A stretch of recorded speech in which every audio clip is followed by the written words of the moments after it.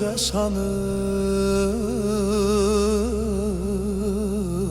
sanır.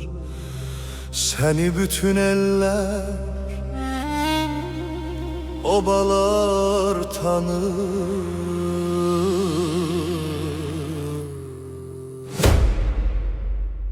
Nuruna qurbanam can min geçedir, Azərbaycanıma nur min geçedir. Dağların köksünde deniz yarattın, zulmet geceleri nura boyattın. Sen bizi vətənə büyük güç kattın. Eşkin damarımda kan, min geçedir. şöhretim şanımsan, Var min geçedir. eşkin damarımda kan, Min geçedir. şöhretim şanımsan.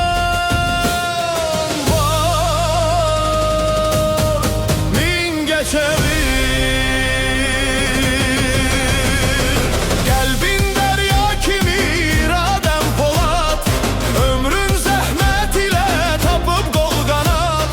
Sendedir en güzel en temiz hayat, torpağı bereket bol min geçevir. Vətənə ışıqlı yol min geçevir.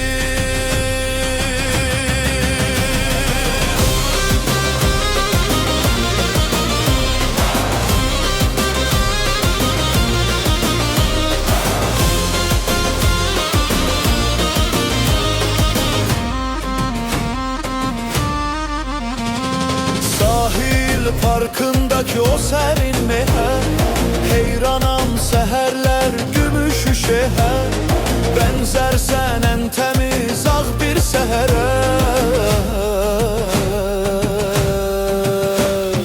Güzellik mülkünde xan min geçedir, vətənin fəxri sen şan